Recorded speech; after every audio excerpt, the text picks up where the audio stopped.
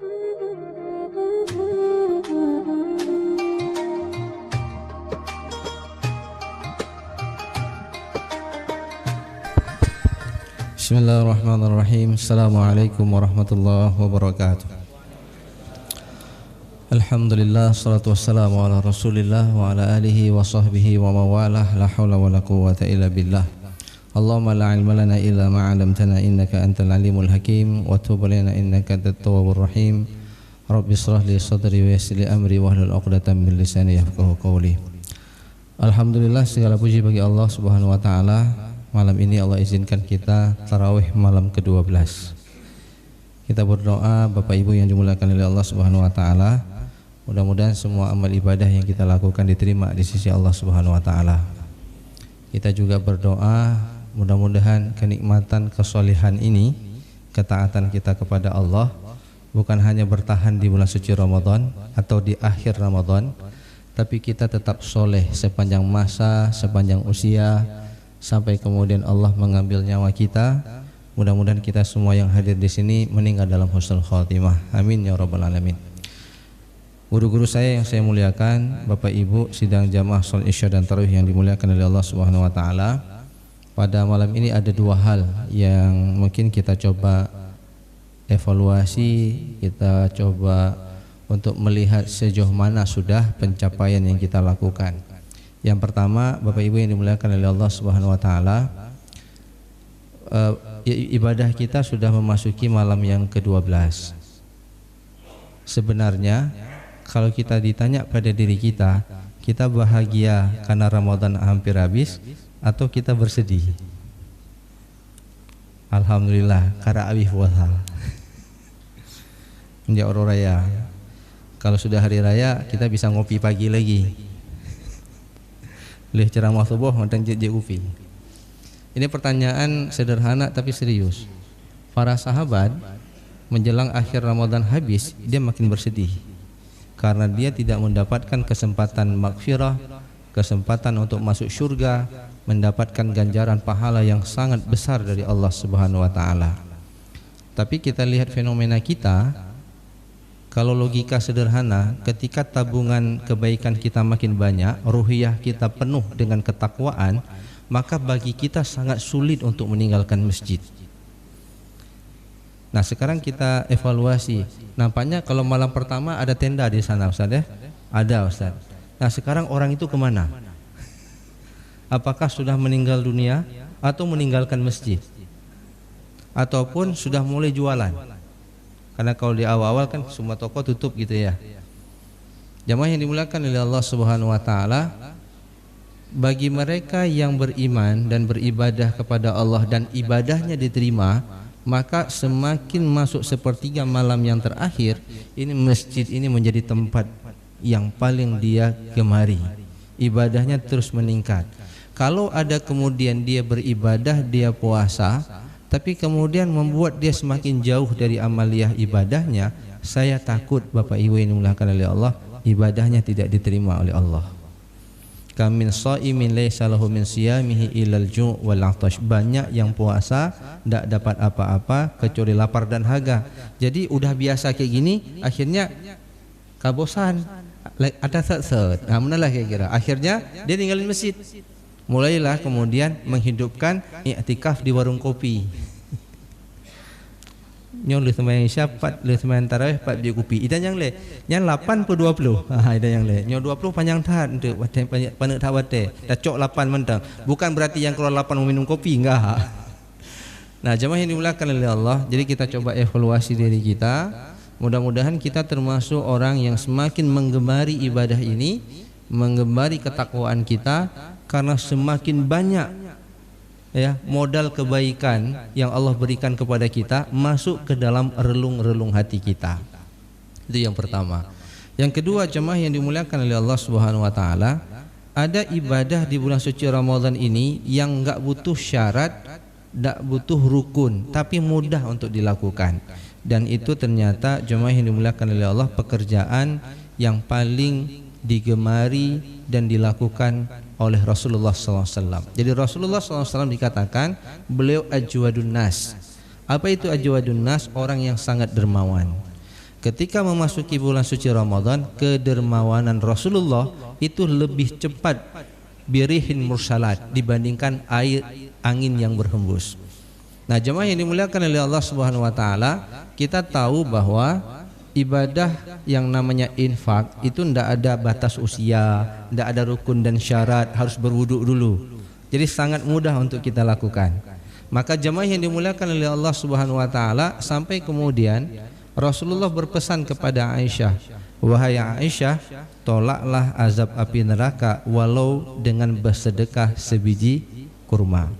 Di dalam surah Al-Munafikun, Allah juga mengingatkan, wa anfiqu mimma razaqnakum min qabli ay ya'tiya ahadakumul maut fayaqulu rabbi laula akhartani ila ajalin qarib fa asaddaqa wa akum minas salihin.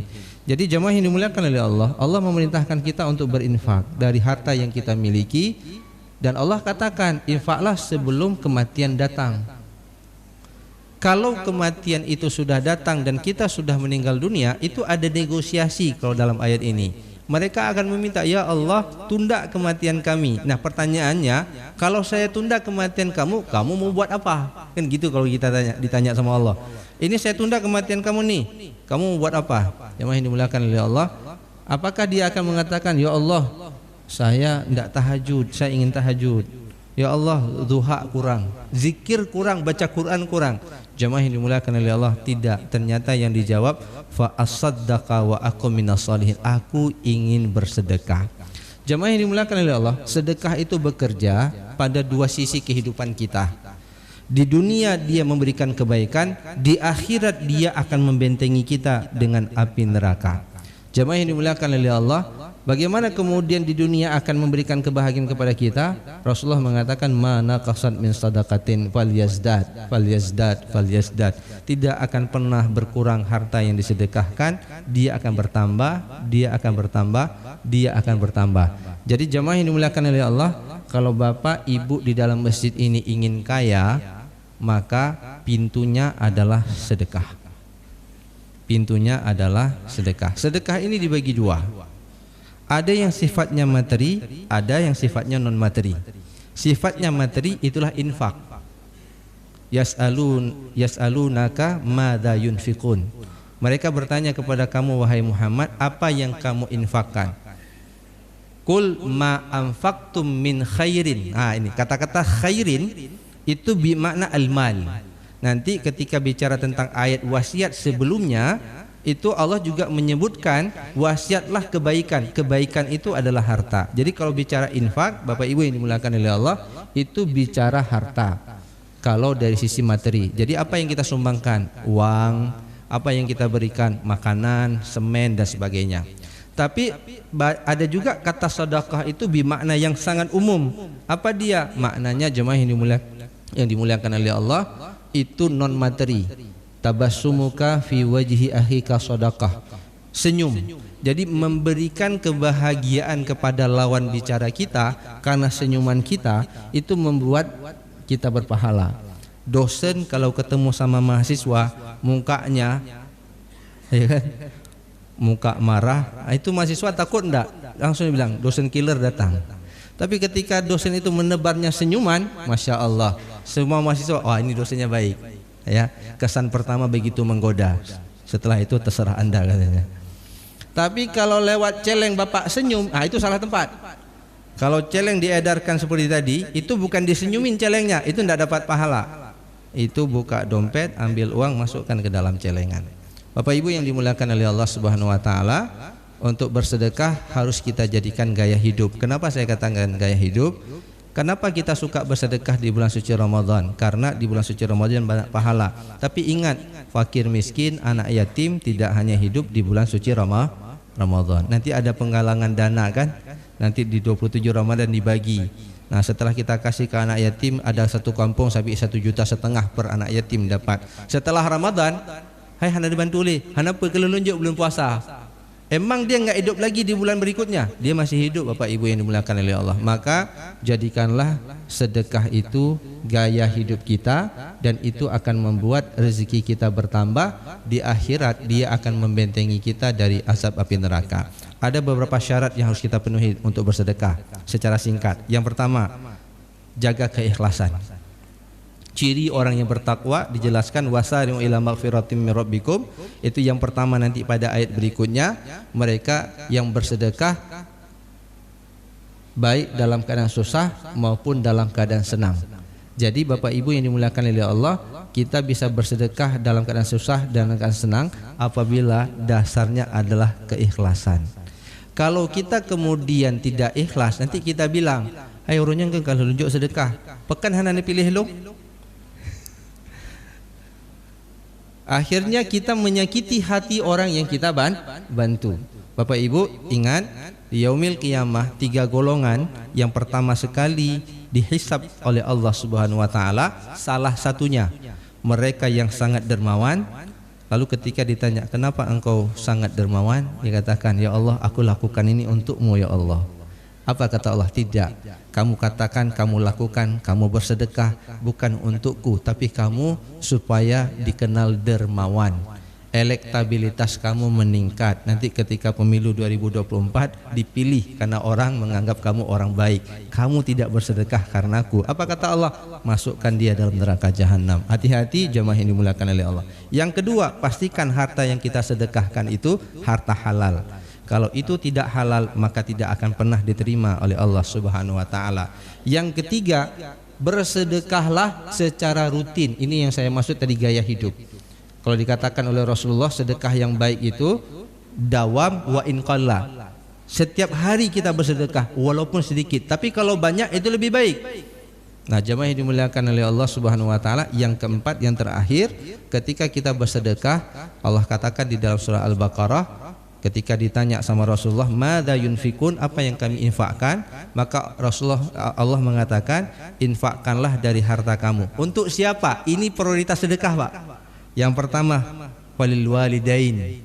Sedekah yang pertama kita berikan kepada kedua orang tua kita. Memasukkan kebahagiaan kepada orang tua kita itu sedekah. Membahagiakan orang tua kita sedekah. Kita kasih uang kepada orang tua kita sedekah. Jangan sampai nanti saya ingin mengingatkan anak-anak muda berbahagia kalau masih punya orang tua. Kenapa? Ada syurga di rumah kita.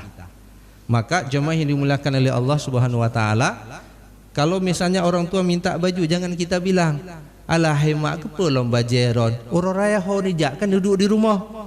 Padahal orang tua ingin melihat sebuah kain baru, pakaian yang baru, maka penuhi. Tapi jangan dikasih zakat, karena orang tua kita tidak berhak menerima zakat.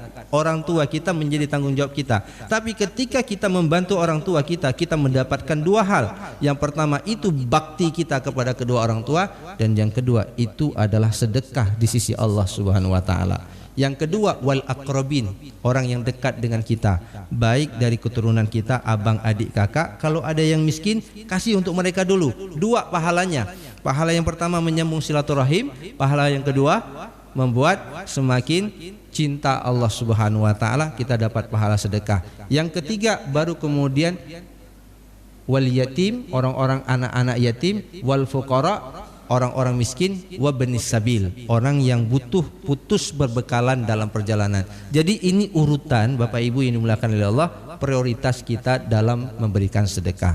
Nah, mudah-mudahan jemaah yang dimuliakan oleh Allah, mari kita jadikan Ramadan ini sebagai gaya hidup kita untuk bersedekah, bersedekah sepanjang masa, karena nanti kalau kita meninggal dunia, dia akan menjadi benteng tameng bagi kita untuk menghadapi neraka jahanam. Kalau di dunia, dau mardakum bisadaqah, kalau sakit bersedekah, Allah akan sembuhkan kita. Ada musibah, misalnya pulang dari sini qadarullah kita dalam catatan Allah akan kecelakaan, kita tadi sedekah, Allah palingkan. Orang yang bersedekah bahagia di dunia dan di akhirat. Hadanallahu wa iyyakum ajmain. Assalamualaikum warahmatullahi wabarakatuh.